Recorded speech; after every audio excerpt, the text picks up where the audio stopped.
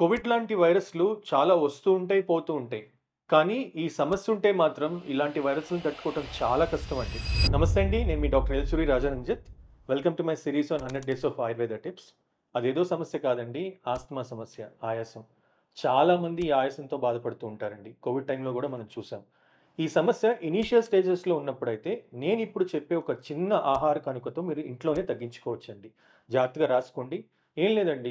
అల్లం ముక్క ఒక 3 గ్రాముల చిన్న అల్లం ముక్క తీసుకోండి. ఒక 5 తులసాకులు తీసుకోండి. అలాగే 5 మిరియాలు తీసుకోండి. ఈ మూడిటిని మెత్తగా దంచి చిన్న పౌడర్‌లాగా చేసుకొని, ఒక గ్లాసు పెద్ద గ్లాస్ మంచినీళ్ళల్లో ఈ పొడిని మిశ్రమాన్ని వేసేసి, ఆ నీళ్ళని మరిగించాలండి. సగం వరకు అయ్యే వరకు మరిగించాలి. మరిగించిన తర్వాత వడబోసుకొని తాగేయాలండి. ఇలా ఉదయం, సాయంత్రం 40-60 రోజులు మీరు చేస్తూ ఉంటే, ఇనీషియల్ స్టేజెస్‌లో ఉన్న ఆయాసం మాత్రం తప్పకుండా తగ్గిపోతుందండి. అలాగే వ్యాధి తీవ్రతను బట్టి మీరు మా దగ్గరకొచ్చి కన్సల్ట్ అయితే మిమ్మల్ని ఎగ్జామిన్ చేసి మీకేమేం చేయాలో మేము వివరంగా చెప్తాము. అలాగే ఆహారపరంగా మేమేం జాగ్రత్తలు తీసుకోవాలో కూడా మేము చెప్తామండి. దీంతో పాటు ఇంతకుముందు చాలా సార్లు కూడా చెప్పాను ఓమార్కం. మన దగ్గర ఓమార్కం దొరుకుద్దండి. దీన్ని 2, 3 చుక్కలు ప్రతిరోజు వేడినీళ్ళల్లో వేసి ఉదయం, సాయంత్రం ఆవిరి పట్టండి. ఈ సమస్యతో బాధపడుతున్న వాళ్ళందరికీ ఈ వీడియోని షేర్ చేయండి.